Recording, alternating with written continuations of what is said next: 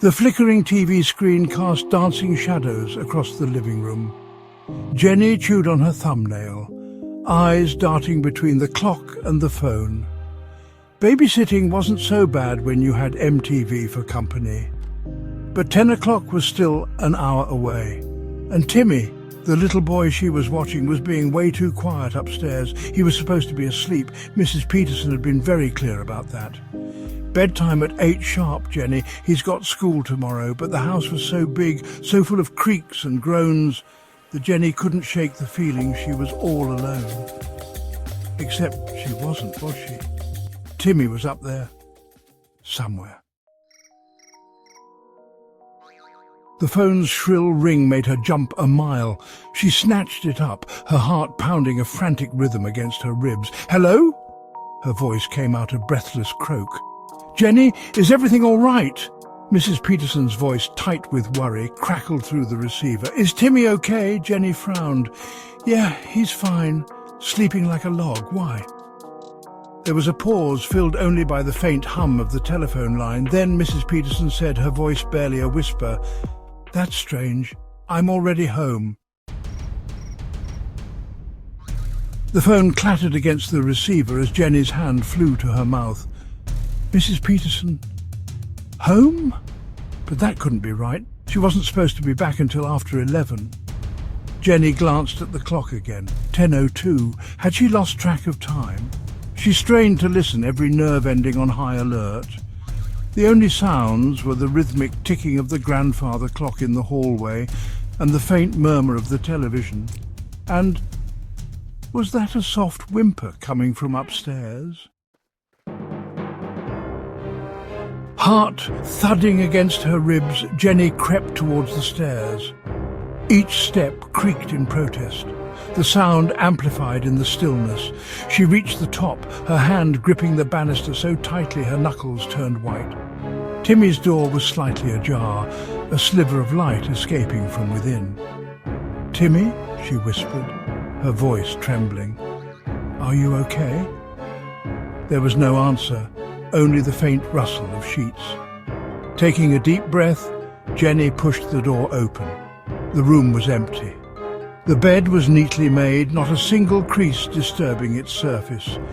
Panic clawed at her throat. Where was he? Back in the living room, the phone rang again, making her jump. She stared at it, her blood turning to ice. It couldn't be Mrs. Peterson again, could it?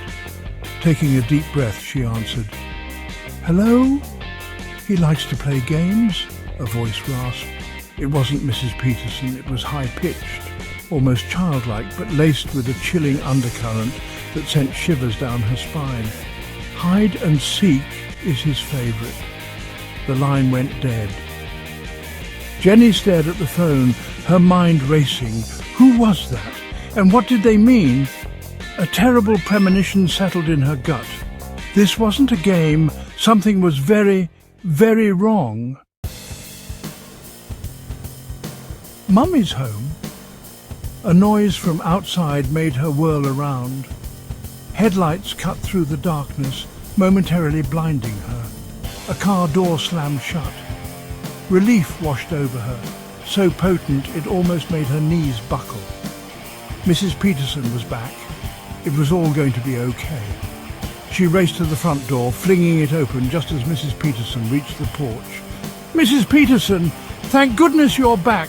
Something weird is going on." Her words died in her throat. Standing in the doorway, illuminated by the porch light, was not Mrs. Peterson.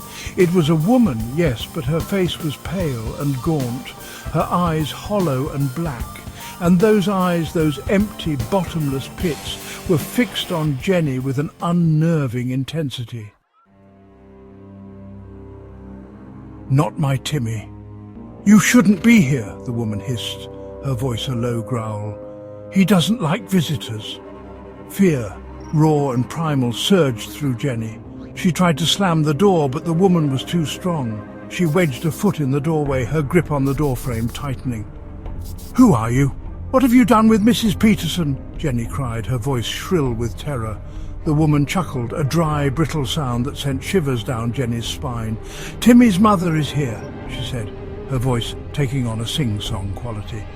"We're just playing a little game." Just then, a small figure emerged from behind the woman's legs. It was Timmy, his eyes wide and unblinking. A smile stretched across his face like a grotesque mask. But there was something wrong. His skin was pale, almost translucent, and his eyes glowed with an eerie internal light. Clawing at the door. "Let me in," Timmy whined, his voice distorted, inhuman. "We want to play with you," Jenny screamed, a desperate primal sound that echoed through the empty street. She kicked out, connecting with the woman's shin. The woman gasped, momentarily loosening her grip on the door. Jenny seized her chance and slammed the door shut, fumbling for the deadbolt. The sound of furious pounding erupted behind her. Timmy's high-pitched shriek, filled with rage and hunger, sent chills down her spine. She stumbled back, her hand shaking so violently she could barely turn the lock. The wood of the door splintered as claws, sharp and insistent, raked against it. Never trust a smile. Jenny didn't wait to see what would happen next. She raced to the back door, adrenaline lending speed to her panicked flight.